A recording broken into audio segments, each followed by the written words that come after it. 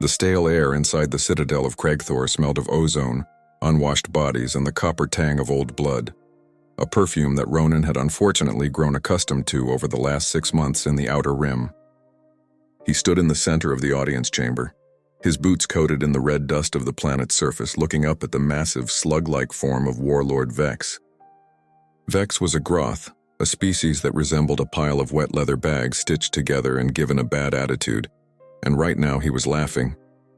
The sound was wet and gurgling, echoing off the damp stone walls where rusted chains hung like grim decorations. Ronin shifted his weight, his hand hovering near the blaster on his hip, not to draw it, but just to remind himself it was there. He wasn't here to start a war, he was here to get paid. "You amuse me, Earthman," Vex gargled, his 3 eyes blinking out of sync. "You clear my trade routes of pirates. You fix my atmospheric processors. You even saved my favorite concubine from that nasty virus. And now you expect credits. Credits are so impersonal." Ronin sighed, the sound lost in the cavernous room. "We had a contract, Vex. 50,000 credits. Standard transfer. I'm not looking for personal. I'm looking to fuel my ship and eat something that doesn't taste like recycled engine coolant." Vex waved a flabby hand, dismissing the concept of currency with the arrogance of someone who owned an entire solar system. "I am low on liquid assets this rotation. The war effort, you understand. But Vex is generous. Vex rewards loyalty." He gestured to the shadows on his left. "Bring out the asset." 2 guards, hulking reptilians with electric pikes, dragged a figure into the light. She was small, frail, and draped in rags that were more holes than fabric. Her head was bowed, hidden beneath a hood made of coarse burlap, but Ronin could see the trembling of her shoulders. She moved with a limp, the heavy iron shackles around her ankles grinding against the stone floor with a sound that set Ronin's teeth on edge.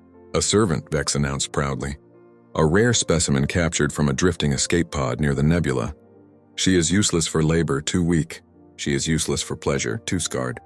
But she has excellent hearing and can perhaps polish your boots before she expires. Take her. Consider the debt settled." Ronin looked at the woman, then back at Vex. The insult was calculated. A dying slave in exchange for months of high-risk mercenary work. In the mercenary guild, this was the moment you drew your weapon and demanded respect, usually by putting a hole in the ceiling.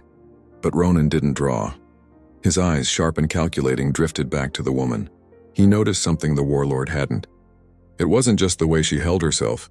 Even in chains, her spine was rigid, not slumped. It was the faint, rhythmic tapping of her fingers against her thigh. It wasn't a nervous tick. It was a code. Ronin's expression didn't change. He kept the boredom plastered on his face like a mask. "Fine," he said, his voice flat. "I need someone to clean the engine filters. If she dies, I'll just jettison the body. We're square, Vex, but lose my number." The warlord laughed again, delighted at getting the better of the human. "Begone then, scavenger, before I decide to add you to my collection." Ronin grabbed the chain connecting the woman's shackles. "Come on," he muttered, giving it a gentle tug. "Walk." She stumbled after him, her breathing ragged. They walked out of the Citadel, through the jeering crowds of the marketplace and out onto the docking clamps where the Void Drifter sat waiting. It was an ugly ship, blocky and scarred, looking more like a flying brick than a spacecraft. But it was fast and it was his. Ronin didn't speak a word as he led her up the ramp. He didn't speak as he punched in the launch codes. He didn't speak until the ship shuddered. The engines roared and the view screen shifted from the red dust of Cragthor to the black velvet of deep space. Only when the stars stretched into the white lines of hyperspace did Ronin engage the autopilot. He spun his chair around. The woman was standing by the airlock, pressing herself against the metal wall as if trying to merge with it. She held her breath, waiting for the blow, the order, the cruelty that defined her existence. Ronin stood up. He walked over to a panel on the wall and keyed in a sequence. The magnetic locks on her wrists and ankles clicked and fell open, clattering to the deck. She gasped, rubbing her bruised skin, but didn't look up. Then Ronin did something no human in this sector ever did. He dropped to one knee. He lowered his head, placing his right fist over his heart in the ancient formal salute of the Galactic Core Courts. "Forgive the rough handling, Your Highness," Ronin said, his voice dropping the mercenary gruffness, replaced by a respectful, steady baritone. "We had to sell the performance until we were clear of the censors." The woman went still. Slowly, terrifyingly slowly, she reached up and pulled back the burlap hood. The face beneath was a ruin of bruises and grime, But beneath the dirt, her skin shimmered with a faint, iridescent violet hue, the mark of the Ethel Guardian royal line. Her eyes were solid gold, burning with a mixture of fear and sudden sharp authority. "You know," she whispered, her voice cracked from disuse. "I served in the Honor Guard on Ethelgard Prime before the coup," Ronin said, keeping his eyes lowered. "I recognize the tapping pattern against your leg, the Royal Distress Cipher. And I know you are the alien Princess Elara, the last survivor of the Midnight Massacre." Elara stared at him, her golden eyes widening. Humans were considered brutes in the galaxy, laborers, soldiers, mechanics. They were valued for their resilience and their capacity for violence, not their intelligence or their memory. To see one kneeling, showing knowledge of high court protocol, was like watching a mountain recite poetry. "Rise," she commanded, though her voice shook. Ronin stood. He was a head taller than her, broad-shouldered and scarred, a stark contrast to her delicate, ethereal frame. "You're safe here, Princess. The Void Drifter is a ghost. Vex couldn't track us if he wanted to." "Why?" she asked, stepping back, her hand resting on a console for support. "You could have sold me. The Syndicate has a bounty on my head that would buy you a moon." "I don't need a moon," Ronin said, turning to the galley. "I need coffee, and I hate bullies. Vex is a bully. The Syndicate are bullies. Besides," he grabbed 2 mugs. "I swore an oath once. Humans take oaths seriously, sometimes too seriously." He poured a dark, steaming liquid into a cup and held it out to her. "It's earth coffee, high caffeine, tastes like burnt nuts. It'll wake you up." Elara took the cup with trembling hands. She took a sip and grimaced, but the warmth seemed to seep into her bones. "You are Ronin," she said, testing the name. "The mercenary who destroyed the pirate fleet at Kessel. That's what the brochures say. Mostly I just got lucky and overloaded a reactor." He leaned against the navigation console. "We have a problem, though. You're listed as dead. If we drop you off at a safe harbor, the assassins will find you in a week. You need to disappear, or you need to fight." "I cannot fight." Elara looked down at her hands. "My biodampeners, the usurpers placed an inhibitor chip in my neck. I cannot access my psionic abilities. Without them, I'm just a broken diplomat." Ronin crossed his arms. "Let me see." She hesitated, then turned, pulling aside her matted hair. At the base of her skull, a nasty, pulsating red device was embedded deep in the violet skin. The flesh around it was angry and inflamed. Ronin whistled low. "Standard neurolock.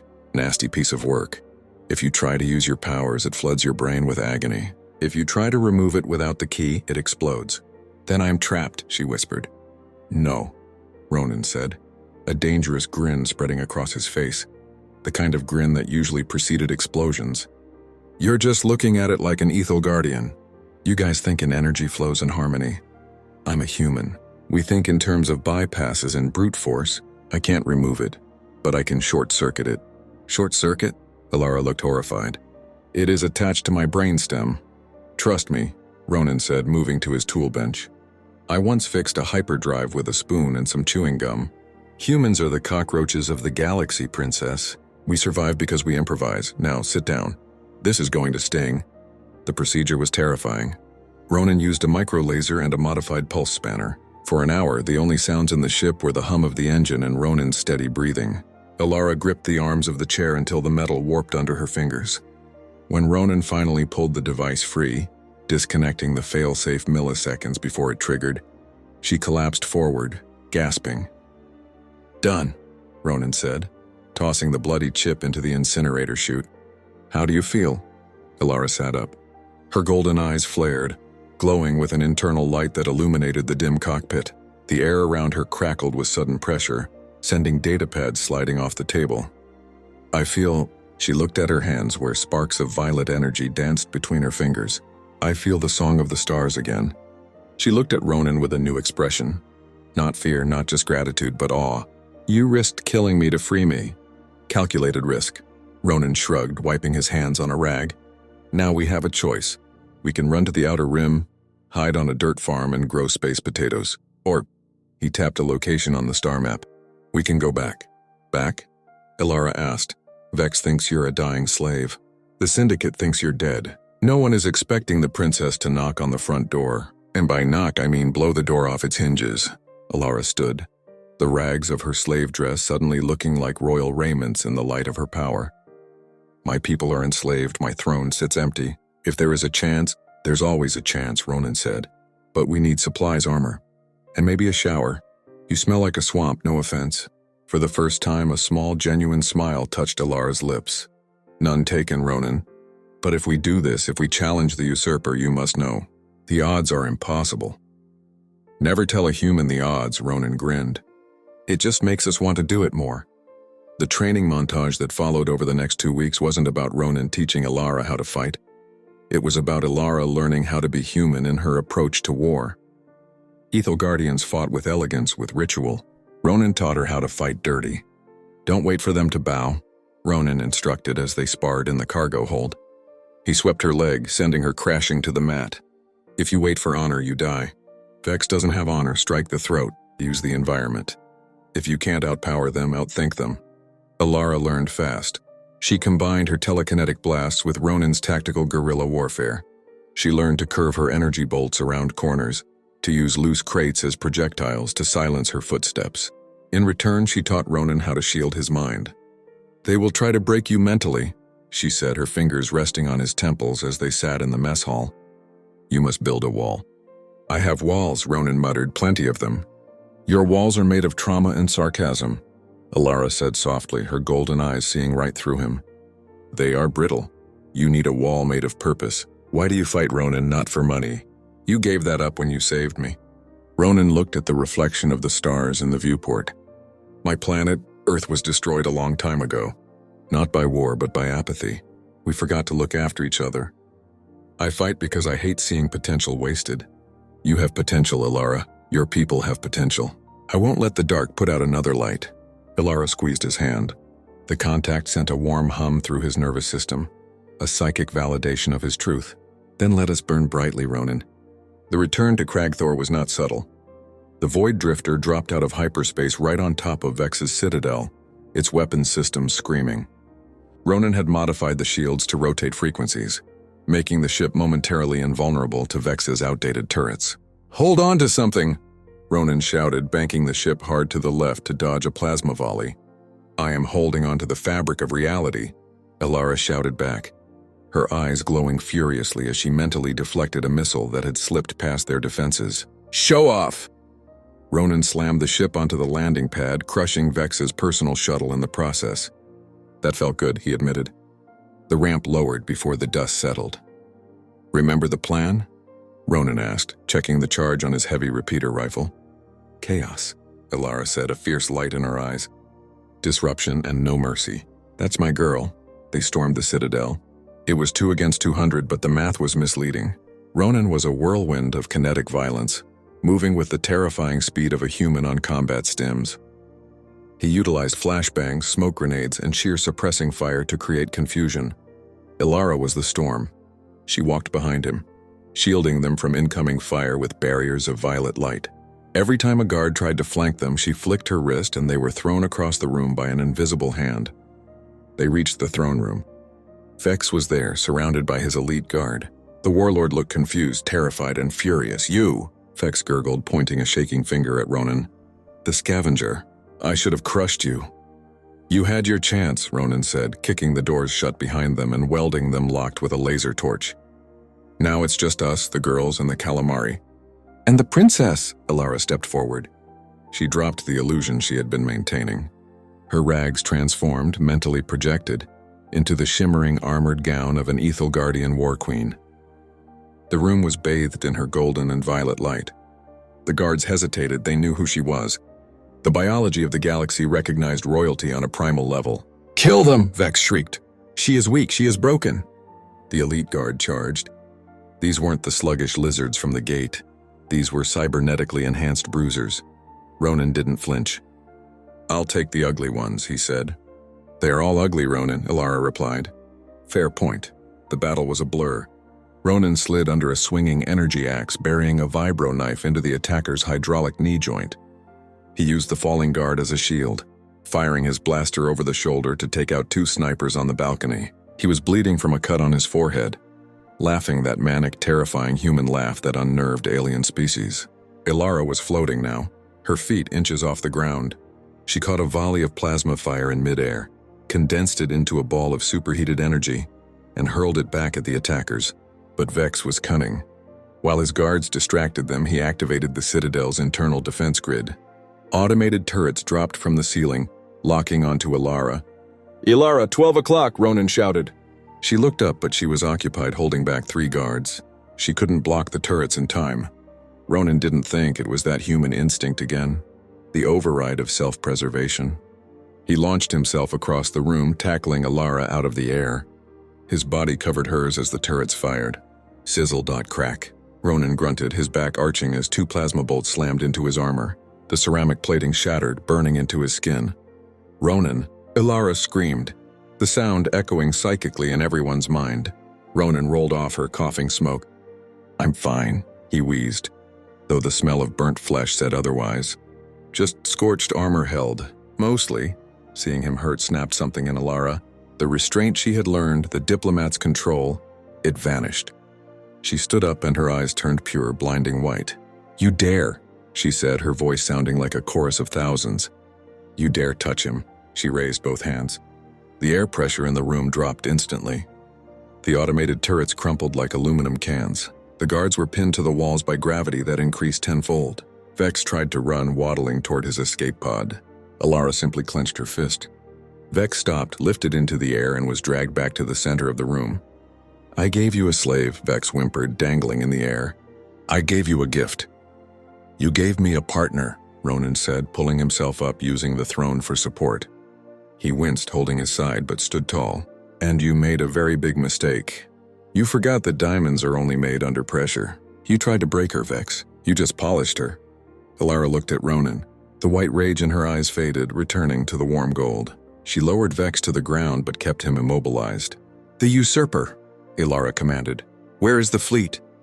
"Orbiting Ethelgard," Vex sobbed. "Waiting for the signal that you are dead." "Send a signal," Ronin said, limping over to the Warlord's communication console. "But not that one." He keyed in a frequency. "Open a channel to the usurper's flagship." "Wideband," Vex hesitated. Elara tightened her grip on his mind. He scrambled to obey. A holographic image flickered to life. A tall, jagged-looking alien sat on Elara's throne. "This is high command," the usurper sneered. "Who interrupts?" Ronin stepped into the frame, blood dripping down his face, smoke rising from his armor, looking like the absolute embodiment of human stubbornness. "Name's Ronin," he said casually. "I'm the guy who just took back your Citadel with 1 ship and a bad attitude. And I'm here to tell you that you're sitting in my friend's chair." He stepped aside. Elara moved into the light. She didn't look broken. She looked terrifying. "Hello, Uncle," she said coldly. "I am coming home." The transmission cut. In the aftermath, as the resistance forces rallied to Elara's call and the usurper's fleet began to fracture from infighting, Ronin sat on the edge of the docking bay, watching the stars. A medical drone was buzzing around his back, applying synth skin to his burns. Elara walked up to him. She wore fresh robes now, looted from Vex's treasury, but she still wore the combat boots Ronin had found for her on the ship. "The fleet is retreating," she said. "My people are rising up. The coup is over before it began." "Good," Ronin grunted. "Does this mean I get paid now?" Elara sat next to him, ignoring the dirt on the floor. "You can have anything you want, Ronin. A planet, a fleet, Vex's Citadel." "Too much maintenance," Ronin waved a hand. "I'm a simple man. Fuel, ammo, and maybe a lifetime supply of that coffee." "You are not a simple man," Elara said softly. She reached out and touched the bandage on his shoulder. "You took fire for me, why? You knew I could have deflected it eventually." "Eventually isn't fast enough. Humans protect their own." "Is that what I am?" she asked, her golden eyes searching his. "Your own?" Ronin looked at her. He saw the alien princess who could crush tanks with her mind, but he also saw the terrified girl in the burlap hood who just needed a cup of coffee. "We're partners, Elara. That means nobody gets to shoot you but me, and I'm a terrible shot." She laughed, a bright musical sound that chased away the gloom of the Citadel. "Stay," she said. It wasn't a command. It was a plea. "Stay and help me rebuild. Ethelgard needs a ruler, but a ruler needs perspective. You see the world differently. You see the cracks where the light gets in." Ronin looked at the Void Drifter. It was repaired, fueled, ready to go. Then he looked at Elara. "I suppose I could stick around for a while," Ronin said, leaning back. Someone has to teach your Royal Guard how to fight dirty. They're way too polite. Elara rested her head on his uninjured shoulder. Thank you, Ronin. Don't thank me yet, Princess. Wait until you see my bill for the consulting fees. I suspect, she murmured, closing her eyes, that the price will be worth it. Ronin smiled, looking out at the nebula swirling in the distance. He was a long way from Earth, a long way from the life he had lost. But sitting here next to a glowing alien princess who held his hand like it was an anchor in a storm, he realized something. He wasn't a mercenary anymore, he was Ronin, and for the first time in a long time, he had a mission that wasn't just about survival. Yeah, Ronin whispered to the void. I think it will be.